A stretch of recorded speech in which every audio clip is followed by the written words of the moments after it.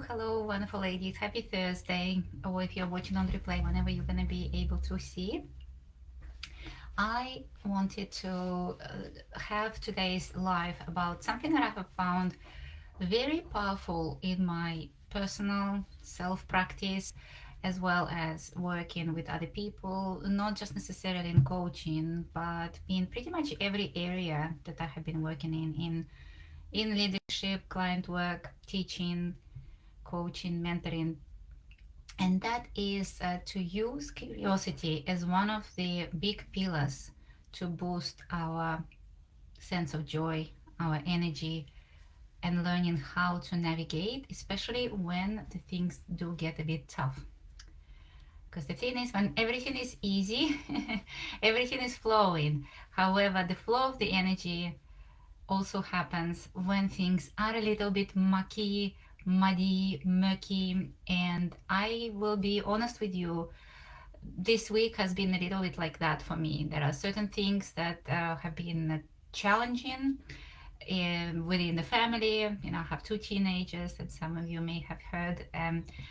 I had to navigate some of the challenges of what's happening in their life, and then as that plays out in our relationship as well. For those of you who are parents or who have experienced seeing parenting, quite often the kids are the hardest on their moms quite often. That because we are that safety zone, or I know I had been that myself when I was a kid, when I was a teenager, is that sometimes the person that we feel the most safest for is the one that we're going to be releasing our emotions with. And that can get a bit confronting, isn't it? And when somebody releases their emotions, then that ability to return back to center and remember what is my load to carry, what is my truth versus what is somebody else's projection, becomes extremely important. So this is where curiosity can really step in. And as you know from my work and what I share, for me it's about how can something like curiosity, like self-trust, like emotional capacity, be not just a concept, but something you can work with on a day-to-day basis in practical terms. So I guess to begin with today, I am curious to ask you, maybe there is a particular part of you. Sometimes we call it a critic, sometimes we call it that voice, sometimes we call it self-doubt. But maybe sometimes something comes up within that is questioning. It's questioning abilities, it's questioning our worth. So if something comes up, maybe just notice and observe. If you'd like, you can write that thought down. Maybe there is something that consistently comes up. And whether you written it or you just hold it in your mind, I invite you to say welcome and thank you to that thought, to that critic. Because the reason is, and those of you who have been with me for a while and you've seen some of my posts, for me, self-critic is something that I celebrate and always welcome. Because self-critic, as I look at it, is not an enemy. It is somebody who is asking questions. And anybody who is asking questions, even though sometimes they might look like judgment or questioning, but essentially a question is curiosity. In my language, in Russian, we have two words that kind of explain curiosity, and one of them essentially means love of knowledge, and the other one is love of questioning or love of clarifying. But I must admit that in particular the love of questioning and clarifying has a little bit of that undertone of not necessarily judgment, but being too inquisitive again, with that sense of what do you need to know? I've had people in the past, even in my extended family, saying to me, why are you asking questions? It's as if it's something that I'm being too nosy. Yes, this is the word in English, nosy. Even though you might be asking something just from the perspective, well, I'm interested, I want to know.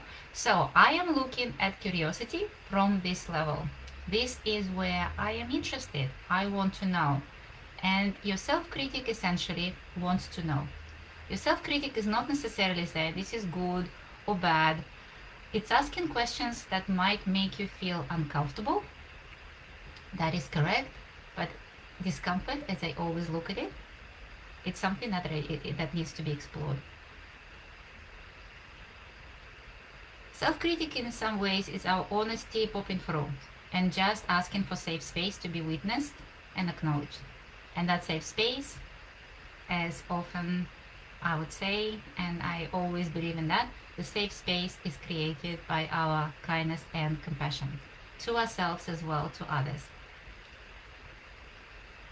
But today we're not going to go too deep into that area, and I just want to look at it practical ways. How can we relate to the self-critic or relate to those questions that are coming up and use curiosity to dig deeper and to shift the perspective a little bit. And let's look at it from the angle of reframing. For me, reframing is not about flip the script. It's not about positive, negative. Just in case if you've just joined my group, for me, negatives is just a blueprint. It's something to be looked at rather than to be scared of. There is no bad about negatives. I do not look at it this way. So if we start to reframe something, for me, it also means that we are not just flipping the script, we are making a bigger frame. We're just making the picture bigger. We want to see what else can be there. And this reframing itself is your curiosity already, because it's almost as if you're saying, okay, well, what else can it mean? What else can it mean?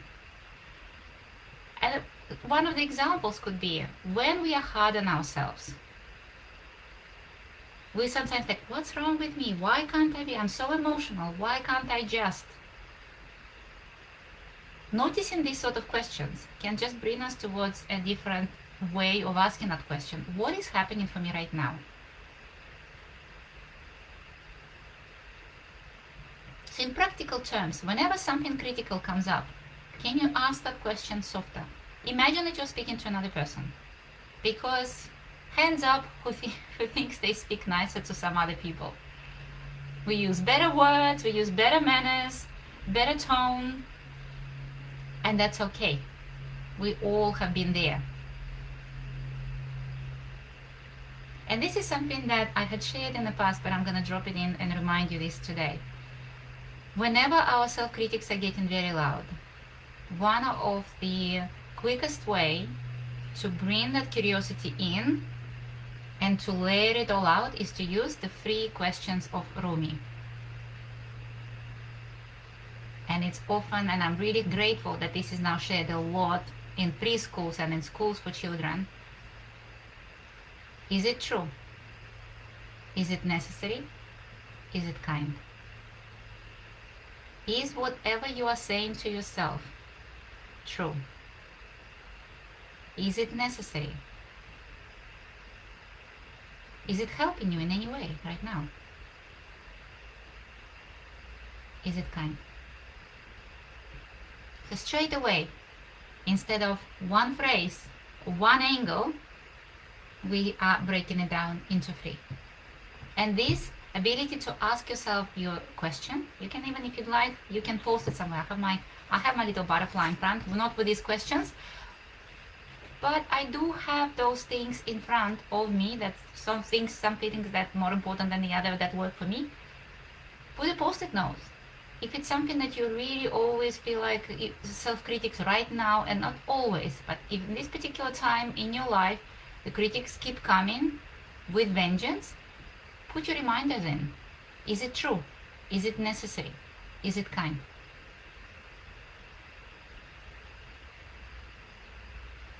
What does that do?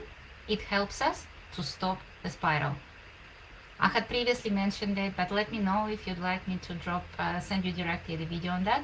I call it remembering to spiral up.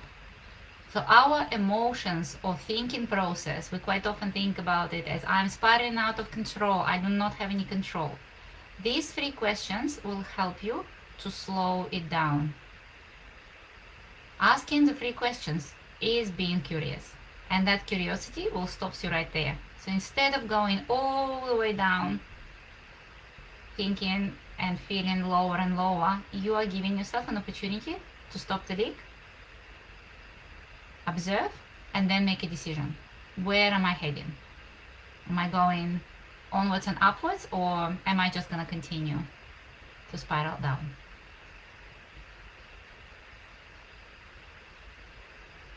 Another way curiosity can help you, it can bring you straight away into the present moment. So number one, we stop the spiral, we use the Rumi questions, true, necessary, kind. Number two, bring you into present moment. Connect with the way you feel. And here's a little tool. Again, if you'd like me to send a video on this, I do have them in my reels, but otherwise I can send it to you. I call that frustrated to curious in 3, 2, 1. Once again, 3 questions. First one is how I feel, or rather, why do I feel this way? So you can name the emotion, maybe even name what caused it. But understanding exactly what's going on right now. Why do I feel this way? The second question is, how do I want to feel instead? So already shifting your mind towards what is the desired way that I would like to feel right now. And what it does, it already starts to take you out of the emotion you feel like you are being stuck in, gives you a different way to look at it towards something that you would like. Third question, what is one small thing I can do right now to get there? So your why do I feel this way right now? How do I want to feel instead right now? What can I do right now to get there?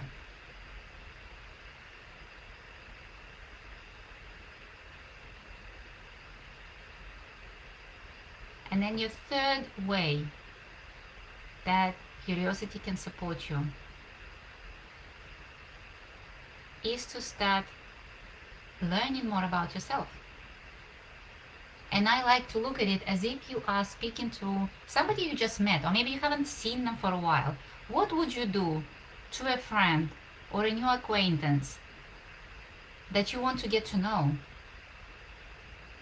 And mind you, hands up if sometimes you might have a bit of a perception or judgment around the person. Has any one of you been in a situation where you really thought you know the person, you have this perception of them, maybe it's with a little bit of judgment sometimes?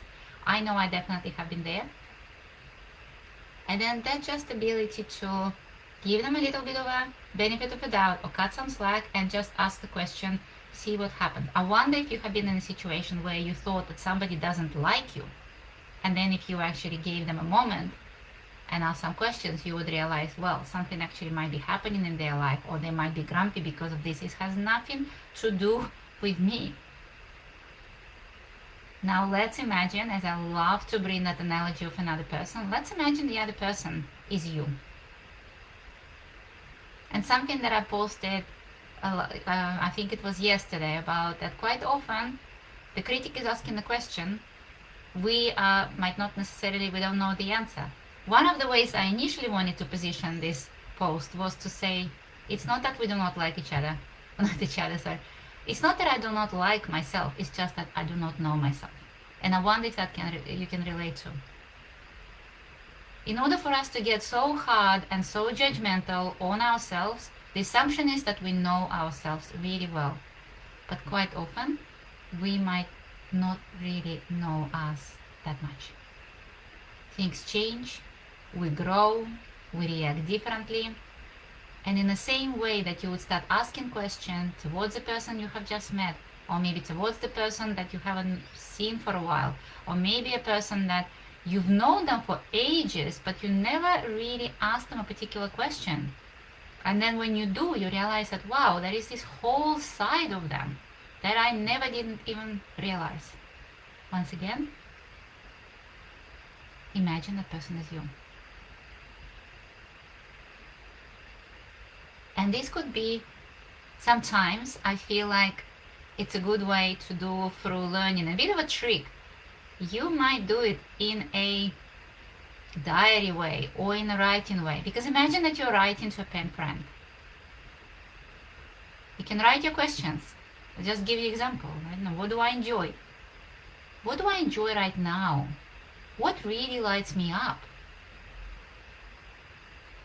What would I like to do more? What picks me up? Who are my people that I really rely on? What are some of my concerns?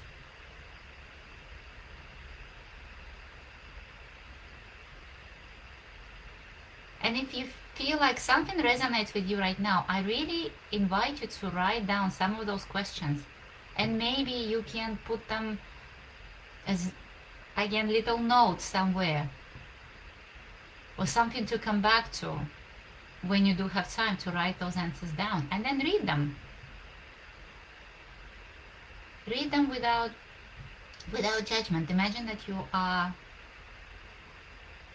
are reading a letter from someone you don't know.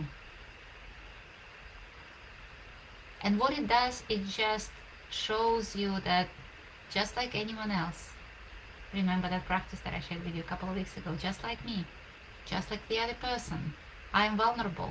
Just like the other person, I have my moments. Just like the other person, I can share them, I can give myself or learn to give myself that kindness so the honesty can come through. The critic is not trying to torture you. The critic is just asking the questions and pointing out which parts of you need to be witnessed with kindness. And the more we can cultivate that self-knowledge, the more power you have within you. Something that I have shared with you in the past, and if you remember, the way I look at uncertainty is, can I hold space for me no matter what? Because at the end of the day, the opinions of other people do not matter. People matter, but their opinions of us do not matter unless we believe part of that within ourselves. But then if that's the case, we are the ones who can work with it. So the more we start to learn about ourselves, the more we know and we can relate. Is the other person, when they are lashing out at us or they are upset with us, you can apply similar questions. Is it true? Is it necessary? Is it kind? The more you know yourself, the more you can answer the first question, is it true? When we are not sure, we start to borrow other people's beliefs about us because we don't yet quite know ourselves. So let's use this as an opportunity, whether it's a criticism within you, if it's a criticism outside of you, then once again, if that starts to irk you, it's worth to be looked at, because then it's not the person talking, it's your own inner critic repeating that. And if that bothers you, it's worth to be looked at. It's worth to be looked at, not necessarily to say, yes, this is true, oh my goodness.